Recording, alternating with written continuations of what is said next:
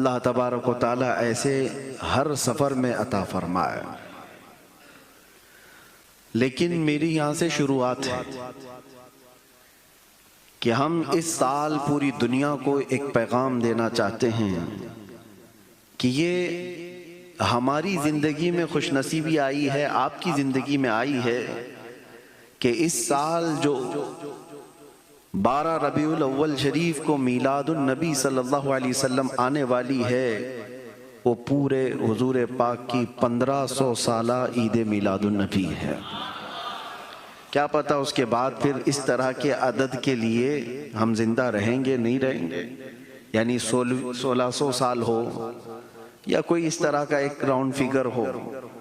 1500 سال حضور پاک صلی اللہ تعالیٰ علیہ وسلم کی ولادت کو ہوئے، اور آج آئی سی سی سے میں اس کی شروعات کر رہا ہوں انشاءاللہ العزیز۔ پوری دنیا بھر میں ہر سال تو ہم میلاد مناتے ہیں، ہمارا نام ہی میلاد والوں میں شمار ہے۔ بہت سارے لوگ تو ہمیں سنی نہیں میلادی بھی کہتے ہیں، کوئی فرق نہیں پڑتا۔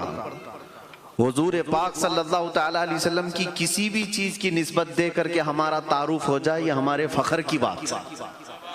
بلکہ بیدم وارثی تو یہ کہتے ہیں سگے طیبہ سب مجھے کہہ کر کے پکارے بیدم، یعنی مجھے تو دنیا میری آئیڈینٹیٹی سے نہ پہچانے، مجھے طیبہ کا مدینے کا کتا سمجھ کر کے لوگ پکارے ہیں۔ یہ ان کی خواہش ہے، سگے طیبہ سب مجھے کہہ کر کے پکاریں بیدم، یہی رکھیو میری پہچان مدینے والے، میری اور الگ کوئی پہچان نہیں، علامہ ہو فہامہ ہو میری ڈگری ہو، بلکہ دنیا مجھے رسول پاک کا کتا کہہ کر کے پکارے۔ عزیزان گرامی، میں یہ آج سے موریشس کی سرزمین سے میسج دینا چاہتا ہوں، اور ہم آج سے اس مشن کو بھی شروع کرتے ہیں۔ حشر تک ڈالیں گے ہم پیدائش مولا کی دھوم، مثل فارس نجد کے قلعے گراتے جائیں گے، خاک ہو جائیں عدو جل کر مگر ہم تو رضا، دم میں جب تک دم ہے ذکر ان کا سناتے جائیں گے۔ یاد رکھو حضور پاک صلی اللہ تعالیٰ علیہ وسلم کی مولد یا اس کو میلاد کہیں، یہ سنیوں کا شیبہ ہے۔ ہم 12 ربیع الاول شریف کو بڑے دھوم دھام سے مناتے ہیں، بہت سارے اس پر سوالات ہیں، وہ آج کے نہیں ہیں، بہت برسوں سے بھی ہیں، سوالات کی پرواہ نہ کرو۔ میں تو اکثر ایک بات کہتا یہ تو ایک تفریح کے لیے کہہ رہا ہوں، دلائل کی روشنی میں نہیں۔ عام سنیوں کے لیے تو یہی بات ہے کہ کوئی بھی پوچھے کہ میلاد منانا کہاں لکھا ہے، تو جواب میں صرف اتنا ہی کہے سنیوں کی قسمت میں لکھا ہوا، بس اتنا کافی ہے، آگے بڑھ جاؤ، باقی جوابات علماء دیں گے۔ کہاں لکھا ہوا ہے میلاد منانا؟ سنیوں کی قسمت میں لکھا ہوا ہے۔ اور دوسری بات خاص طور پر ایک یہ ہے، ابھی یہ موسم آ رہا ہے، بہت ساری چیزیں آپ کے سامنے آئیں گی، سوشل میڈیا گرم ہو جائے گا، بہت سارے لوگ طرح طرح کی چیزیں لے کر کے آئیں گے، ایسے جس کو آپ کے باپ داداؤں نے بھی نہیں سنا ہے، نئی نئی چیزیں ہیں، لیکن اس پر بھی آپ فکر مند نہ رہیں۔ نثار تیری چہل پہل پر ہزاروں عیدیں ربیع الاول، سوائے ابلیس کے جہاں میں سبھی تو خوشیاں منا رہے۔ اس شعر سے بھی لوگ تکلیف ہو جاتی ہے، وہ کہتے ہیں یہ سب ان کے بنائے ہوئے ہیں، یہ سنیوں کے جلانے کے لیے۔ میرے عزیز سوال ایک یہ خاص، حضور کی میلاد کا جشن نہیں منایا تو اب کیوں مناتے ہو پوری دنیا بھر میں؟ میں آپ سے کہتا ہوں ہوش و حواس کے ساتھ سمجھو پوچھنے والے کا سوال کیا ہے۔ حضور جب پیدا ہوئے تھے ریئل میلاد اس وقت نہیں منائے گئی، آپ کراس کوشچن یہ کریں اس وقت موجود کون لوگ تھے؟ مکہ میں جس وقت حضور پیدا ہوئے تھے کون لوگ تھے؟ کفار و مشرکین تھے کہ سب ایمان والے تھے؟ ہاں، کفار و مشرکین نہیں منائے تھے، یہ ہم پتہ ہے، ہمیں پتہ ہے مکہ میں موجود کفار و مشرکین نہیں منائے تھے، اس لیے کہ ان کے اوپر جب تمہارے پاس اللہ کا فضل آئے یا اللہ کی ہمارے لیے عید کا دن نہیں ہوگا، قرآن پاک میں اللہ تعالیٰ نے عیسیٰ علیہ السلام کے زمانے کا ایک ذکر فرمایا ہے۔ عیسیٰ علیہ السلام اپنی امت کے لیے دعائیں کر رہے ہیں، ربنا انزل علینا مائدۃ من السماء تکون لنا عیدا لاولنا وآخرنا وآیۃ منک وارزقنا وانت خیر الرازقین۔ عیسیٰ علیہ السلام کیا دعا کر رہے ہیں؟ اے اللہ ہم پر آسمان سے ایک دسترخوان اتار، کھانے پینے کی چیزیں، مائدہ کہتے ہیں دسترخوان جس میں کھانا پینا رکھا جائے۔ عیسیٰ علیہ السلام دعا کر رہے ہیں کہ ہمیں آسمان سے ایک دسترخوان اتار، اور جس دن وہ دسترخوان اترے گا تکون لنا عیدا لاولنا وآخرنا، ہمارے اگلوں کے لیے اور پچھلوں کے لیے وہ عید کا دن ہو جائے گا۔ یہ قرآن میں عید کا لفظ ہے، عید کا لفظ ہے کہ جس آسمان سے دسترخوان اترے گا وہ عید کا دن ہے۔ سوچو اے سنی مسلمانوں، عیسیٰ علیہ السلام کہہ رہے ہیں آسمان سے دسترخوان جس دن اترے گا وہ عید کا دن ہے، اور جس دن پوری کائنات کا آقا دنیا میں آئے وہ عید کا دن نہیں ہو سکتا؟ جس کے صدقے میں پوری دنیا کو خانے نعمت ملتا ہو، اس کے آنے پر کیا وہ عید کا دن نہیں ہو سکتا؟ بس دلائل رہیں گے۔ اسی لیے شروع میں میں نے ایک ہی بات کہی ہے کہ آپ صرف اتنا کہہ کر آگے بڑھ جائیں کہ یہ ہماری تمہاری قسمت کی بات ہے، اللہ نے ہماری قسمت میں لکھا ہے، اس لیے ہم حضور کی محبت میں جشن مناتے ہیں۔ اور اس بار پوری دنیا کو یہ بتانا ہے 1500 سالہ عید میلاد النبی میں، جشن عید میلاد النبی کے سلسلے میں پڑھ رہا تھا، اور اعتراض کرنے والے شاید یہ جانتے بھی نہیں ہوں گے سب سے زیادہ اعتراض کس کی طرف سے ہوتا ہے؟ ہمارے اندر موجود دکھنے والے سیم چہرے، ٹوپی داڑھی اور باقی سب سیم، ان لوگوں کو زیادہ تکلیف ہے۔ میں باہر والوں کی بات نہیں کر رہا ہوں، کرسچین، ہندو، جیوز، ان کی بات نہیں۔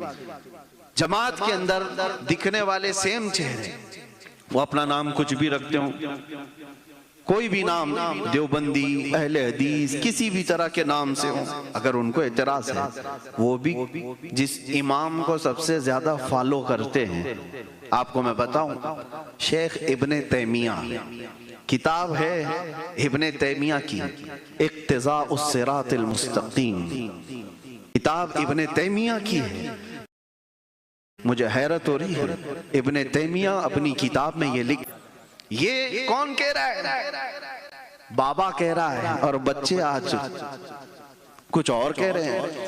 بابا یہ کہہ رہا ہے کہ جتنے لوگ حضور کی میلاد مناتے ہیں حضور کی محبت کی وجہ سے انہیں اجر دیا جائے گا، نیا کام ہونے کی وجہ سے نہیں۔ ان کے نزدیک اگرچہ بدعت ہے، اور وہ کہتے ہیں اس بدعت کی وجہ سے نہیں، لیکن ان کی نیت کی وجہ سے انہیں ثواب دیا جائے گا۔ بابا کو اتنی تو عقل ہے کہ وہ اس عمل کو ناجائز نہیں کہہ رہے ہیں، لیکن نیچے آنے والے چیلے بڑے شیطان ہیں، بڑے شیطان ہیں، اور ان کا حال یہ ہے کہ یہ اپنے باپ داداؤں سے بھی آگے بڑھ گئے، اس کو حرام نہیں شرک تک پہنچا دیا، شرک تک پہنچا دیا۔ اور حقیقت میں آپ کو بتاؤں، میلاد جو ہے اس سے بڑھ کر کے شرک کو توڑنے والا کوئی عمل ہی نہیں ہے۔ میلاد منانا شرک کو توڑنے والا عمل ہے۔ مثال کے طور پر آپ کو میں بتاؤں، اللہ کے بارے میں تمہارا کیا عقیدہ ہے؟ لم یلد ولم یولد، وہ نہ کسی سے پیدا ہوا نہ اس سے کوئی پیدا ہوگا، لیکن ہم حضور کی میلاد منا کر کے بتاتے ہیں ہم حضور کو خدا نہیں سمجھتے، ہم خدا نہیں سمجھتے۔ ہاں اگر میلاد نہیں مناتے تو ہم کو شک ہوتا ہے کہ تم خدا کے سب طرح سمجھتے ہو نبی کو۔ مناؤ تو کبھی کہ حضور بھی پیدا ہوئے تھے، یہ بتاؤ دنیا کو کہ ہمارا نبی کے بارے میں عقیدہ یہ ہے کہ وہ پیدا ہوئے تھے، اور خدا کے بارے میں عقیدہ یہ ہے کہ وہ کبھی پیدا نہیں ہوا۔ تو شرک کو توڑنے والا عمل ہے یہ میلاد مصطفیٰ صلی اللہ علیہ وسلم منانا، اور یہ ہم پر شرک کا فتویٰ لگاتے ہو، عجیب حماقت ہے۔ شرک کو ختم کرنے والا عمل ہے میلاد مصطفیٰ۔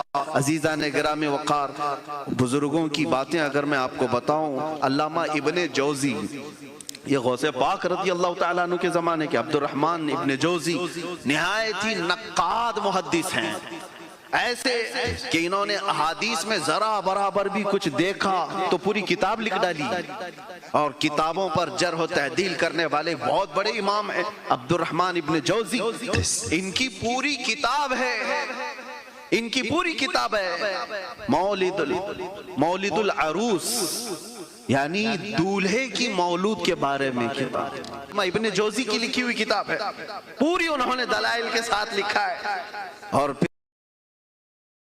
نہ بابا میں سامان نہیں دوں گی، یہ ضد کرنے لگا کہ کچھ نہیں، آپ ڈرو مت، سیف ہے، اور نہ میں چور ہوں اچکا ہوں، کچھ نہیں، آپ کا سامان جہاں تک بولو گی پہنچا دوں۔ وہ ڈر گئی کہ یہ کیوں اتنا آرگیو کر رہا ہے مجھے، میرا سامان اٹھانا تجھے کیوں؟ اس نے کہا اماں بس بات یہ ہے کہ آج ہمارے پروفیٹ محمد صلی اللہ علیہ وسلم کا جنم دن ہے، ان کی پیدائش کا دن ہے، اور ان کی یہ سنت یعنی ان کا محبوب عمل تھا کہ جب وہ کبھی کسی کمزور کو، بوڑھے کو بوجھ اٹھایا دیکھتے تھے تو اس کا سامان لے لیتے تھے، میں بھی اسی لیے آیا ہوں، آپ اپنا سامان دے دو میں اٹھا کر کے لے جاؤں گا۔ وہ اتنی بات پر امپریس ہو گئی، خوش ہوئی، اور دونوں سامان اٹھا کے دے دیتی ہے، اور وہ لے کر کے گیا کافی دور تک، اس کے گھر تک وہ پہنچا کر کے آیا، بات آئی گئی ہو گئی ختم ہو گئی۔ 6 مہینے کے بعد میرے عزیزو وہ نوجوان مجھ سے رابطہ کرتا ہے اور کہتا ہے عجیب اتفاق ہے حضرت، عجیب اتفاق ہے، وہ خاتون جس کا سامان میں اٹھا کر پہنچایا تھا میرے بھی کوئی کانٹیکٹ میں نہیں تھی، لیکن جانے کے وقت اس نے کچھ کانٹیکٹ لیے تھے، 6 مہینے کے بعد آج وہ مجھ سے کانٹیکٹ کرتی ہے اور کہتی ہے نوجوان تمہارے کسی عالم سے ملاؤ۔ کہا کیوں، وجہ کیا ہے؟ وہ کہتی ہے 6 مہینے ہو گئے میں تمہارے نبی کی سیرت ہی پڑھ رہی ہوں، ان کی بائیوگرافی پڑھ رہی ہوں، اور آج میں اس نتیجے پر پہنچی ہوں کہ اس سے بہترین اخلاق کسی کے ہو ہی نہیں سکتے، اور میں چاہتی ہوں کہ وہ جو حسین چہرے والا دنیا میں آیا تھا، آمینہ کا لال اعلیٰ اخلاق والا آیا تھا دنیا میں اس کے اخلاق میں ڈھل جاؤں اور میں بھی کلمہ طیبہ پڑھ لوں۔ میں نے اس وقت محسوس کیا اگر ایک نوجوان صحیح طریقے سے میلاد مناتا ہے تو میرے مصطفیٰ سے کتنے کو قریب وہ کر دیتا ہے، اگر غلط طریقے سے مناتے ہو تو حضور سے لوگوں کو دور کر دیتے ہو۔ آج یہ عہد کر کے اٹھو کہ میلاد مصطفیٰ آئے تو ہم اپنے آپ کو چینج کر کے ایسے نکلے کہ دنیا دیکھے تو وہ یاد کرے 1400 سال پہلے والی خوشبو آج یہاں پر نظر آ رہی ہے، مدینے کی ہوائیں یہاں نظر آ رہی ہیں۔ اس لیے 1500 سالہ عید میلاد النبی ہمیں اس طرح سے منانا ہے، حشر تک ڈالیں گے ہم پیدائش مولا کی دھوم، مثل فارس نجد کے قلعے گراتے جائیں گے۔ اللہ کریم ہم سب کو کہنے سننے سے زیادہ عمل کی توفیق عطا فرمائے۔ حضرت کا حکم تھا 2 منٹ، اجازت 2 منٹ، حضرت کا حکم تھا کہ مجھے جو کہا گیا تھا ٹاپک کہ امت کی یونٹی کے بارے میں، اتحاد کے بارے میں، لیکن بات یہ ہے نا جو بھی آپ ٹاپک دیں ہماری زبان سے ایک ہی ٹاپک نکلتا ہے، وہ حضور پاک کی بات، زندگی کا عنوان یہ ہو جاتا ہے۔ لیکن میں آپ سے ایک بات کہوں گا، آج مجھ سے یہاں کی میڈیا کے کچھ حضرات نے انٹرویو کے طور پر سوال بھی یہ کیا تھا کہ آپ یونٹی کے بعد ڈس یونٹی کے بارے میں کیا سولوشن دینا چاہتے ہیں۔ ایک بات یاد رکھو، کب پھوٹ پڑتی ہے، کب اختلاف ہوتا ہے، اس کا ریزن آپ نے دیکھا، جب آپ نہر کی بات کریں گے تب پھوٹ پڑتی ہے، اور جب سمندر کی بات کریں گے تو کوئی اختلاف نہیں ہوتا۔ یہ ایک بات یاد رکھیں، ہر کوئی بٹا ہوا اور اپنے اوپینین کو، اپنی رائے کو دوسرے پر تھوپنے کی کوشش کرتا ہے تو اختلاف ہوتا ہے۔ ہم سب کو یونٹی اس وقت تک نہیں آ سکتی جب تک ہم مرضی مصطفیٰ میں سب اپنے آپ کو نہیں ڈھال لیتے، اپنے آپ کو جب تک نہیں ڈھال لیتے۔ صحابہ میں بھی اختلافات ہوئے ہیں، چھوٹے موٹے بہت سارے اختلافات ہوئے، لیکن کبھی ایسا نہیں ہے کہ ذاتی اختلافات ہوئے اور اس طور پر کہ دشمنی پیدا ہو گئی۔ لیکن آج صرف اور صرف سلسلوں کو لے کر کے، پیروں کو لے کر کے، علماء کے حلقوں کو لے کر کے اتنے خطرناک اختلافات ہیں کہ ایک دوسرے کے جان کے دشمن ہیں، لوگ جانی دشمن، سلام کلام بند، مصافحہ بند، اور ایک دوسرے کو دیکھنا بھی بند، اور لوگ حیرت کی بات ہے ہم سے پوچھتے ہیں کہ ان کے ساتھ بیٹھ سکتے ہیں کہ نہیں، ان کے ساتھ بیٹھ سکتے ہیں۔ امام شافعی کی ایک بات سناتا ہوں، امام شافعی جیسا عالم کون ہے؟ وہ درسگاہ میں پڑھا رہے ہیں، ان کے شاگرد امام ابو موسیٰ مازنی، اختلاف ہو گیا استاد اور شاگرد کا، شاگرد کہہ رہا ہے جائز ہے، استاد کہہ رہا ہے ناجائز ہے. اختلاف یہ پہلے ہوتا تھا، آج نہیں. اس کا سوچ بھی نہیں سکتا کوئی. امت ہونے میں اور غلام ہونے میں تو کوئی اختلاف نہیں ہے. کیا اس میں بھی اختلاف ہے؟ تیرا رسول اور ہے، میرا رسول اور ہے. انہوں نے کہا نہیں. امام شافعی کے ہاتھ چوم لی اور کہا رکھو، ایک گھر میں 4 بھائی ہیں، چاروں کو الگ الگ کلر پسند ہیں، الگ الگ کلر پسند ہیں. کسی کو سفید، کسی کو کالا، کسی کو نیلا، کسی کو ہرا. لیکن کلر پسند الگ ہونے کی وجہ سے وہ اپنی ماں تو نہیں بدل سکتا، اپنا باپ تو نہیں بدل سکتا. اختلاف کرنے کا حق ہے لیکن باپ بدلنے کا حق نہیں ہے. اختلاف کرو، اچھے سے کرو، لیکن تمہارا رشتہ بھی اسی رسول سے ہے، ہمارا رشتہ بھی اسی رسول سے ہے. اگر یہ نسبت سلامت ہے تو ایسے اختلافات سے کچھ بھی فرق نہیں پڑتا. آپ کو ایک بات اور بتا دوں، امام احمد بن حنبل بہت پائے کے محدث، 5 لاکھ حدیثوں کے حافظ ہیں، 5 لاکھ حدیثوں کے حافظ. انہی کے زمانے کے ایک اور امام ہیں، امام مدینی، جو امام بخاری کے استاد ہے، احمد المدینی. یہ امام مدینی اور امام احمد بن حنبل میں کٹر اختلاف تھا کچھ مسئلوں کو لے کر. اختلاف کا مطلب آپ یہ مت سمجھیں گالی گلوچ والا، ہاں وہ مسائل کا اختلاف تھا. امام احمد بن حنبل اپنے شاگردوں کو پڑھا رہے ایک کمرے میں بیٹھ کر. اچانک امام مدینی آئے گھوڑے پر، باہر گھوڑا رکایا اور تیزی سے چڑھتے ہوئے کمرے میں آئے، دروازہ کھولا. جیسے ہی وہ جلال سے آئے تو شاگرد سب ڈر گئے. امام احمد بن حنبل کی کچھ تو تیور بگڑے ہوئے ہیں. یہ تیور دیکھ کر کے امام احمد بن حنبل نے اپنے شاگردوں کو سب کو بھگا دیا، جاؤ باہر جاؤ، میرا اور ان کا معاملہ ہے. ایک بات یاد رکھو، محدثین نے یہ بات کی ہے، بڑے جب بات کرتے ہیں تو چمچوں کو بیچ میں نہیں آنا چاہیے. اختلافات سب سے زیادہ یہاں ہوتے ہیں. ہاں انہوں نے یہ تمیز سکھائی ہے. بات باہر نکل جاؤ. شاگرد بھی عام شاگرد نہیں ہیں، وہ بھی بڑے علماء ہیں، ان کو بھی نہیں رہنے دیا، باہر جاؤ. دروازہ بند کیا. شاگردوں نے روایت کیا ہے امام احمد بن حنبل اور امام علی مدینی دونوں میں اتنا سخت مباحثہ ہو رہا تھا. باہر سے وہ لوگ کہتے ہیں کہ سننے میں تو ایسا لگ رہا تھا ہم کو کہ ہاتھا پائی ہونے والی ہے، کشتی ہونے والی ہے. تھوڑی دیر کے بعد آواز دھیمی ہوئی، بند ہو گئی. پھر دروازہ کھلا. شاگرد سب جو باہر کھڑے اسٹوڈنٹس وہ کہتے ہیں کیا ہوا ہم کو پتہ نہیں. لیکن شیخ علی مدینی نکلتے ہیں اپنے کمرے سے، گھوڑا باہر کھڑا تھا. امام احمد بن حنبل بھی پیچھے نکلتے ہیں. دونوں میں سخت اختلاف ہے، بحث بھی ہوئی ہے، آواز بھی ہوئی ہے. لیکن جب وہ نکلے، علی مدینی گھوڑے پر بیٹھنے جا رہے ہیں. توجہ چاہتا ہوں، گھوڑے پر بیٹھنے جا رہے ہیں. امام احمد بن حنبل اپنے ہاتھ ان کے پیروں کے نیچے رکھ دیتے تھے، اپنے ہاتھ ان کے پیروں کے نیچے رکھتے ہیں. شیخ علی مدینی امام احمد بن حنبل کے ہاتھوں پہ اپنا پیر رکھ کر گھوڑے پر چڑھتے ہیں. شاگرد دیکھ کر کے کہہ رہے یہ کیا ماجرا ہے؟ اندر دیکھو تو ہاتھا پائی ہونے والی تھی، یہ باہر تو ان کو گھوڑے پہ چڑھا رہے ہیں. یہی ہے ہمارے علماء کا اختلاف، یہی ہے. بعد میں امام احمد بن حنبل سے شاگردوں نے پوچھا کہ حضور اتنا سخت اختلاف ہے اور ان کے پیروں کے نیچے آپ ہاتھ دے کر ان کو چڑھا رہے ہیں. اب سنو امام احمد بن حنبل کیا جواب دیتے. کہتے ہیں میرا اور ان کا اختلاف مسئلے میں ہے لیکن تم ان کی حیثیت نہیں جانتے. اے لوگو، اگر تم ان کا مقام جان لیتے، میں نے تو ہاتھ رکھا ہے، ان کی دھول سرما لگانے کے قابل ہے. یہ کون فراخ دلی رکھتا ہے جس سے اختلاف ہو اس کے بارے میں یہ کشادہ ضربی کون رکھتا ہے؟ یہ ہمارے بزرگوں کا شیوہ تھا، یہ طریقہ تھا. اختلاف آج بھی کر سکتے ہو لیکن ذات کا احترام باقی رکھو، ذات کا احترام باقی رکھو.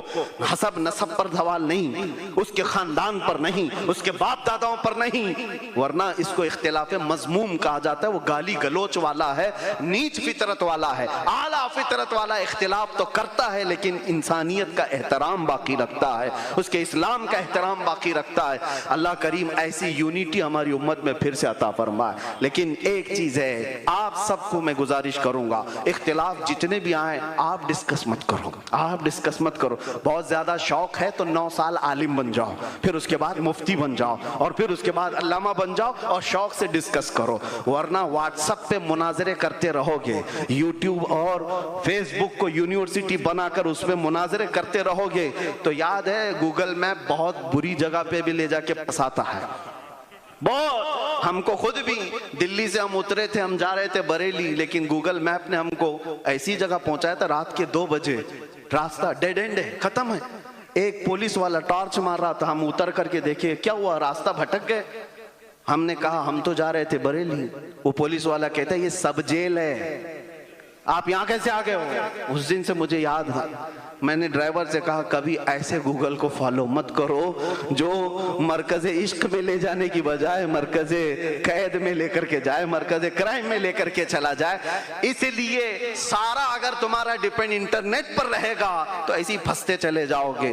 ہاں تمہارا ڈیپینڈ, تمہارا ٹرسٹ, تمہارا اعتماد کس پر ہو. ارے آج بھی حسین چہرے باقی ہیں, سینہ بسینہ دینے کو علماء بیٹھے ہوئے ہیں, ان پر اعتماد کرو, بھروسہ کرو. انشاءاللہ اللہ تبارک و تعالیٰ تمہیں صراط مستقیم پر رکھے گا اور گمراہی سے محفوظ رکھے گا.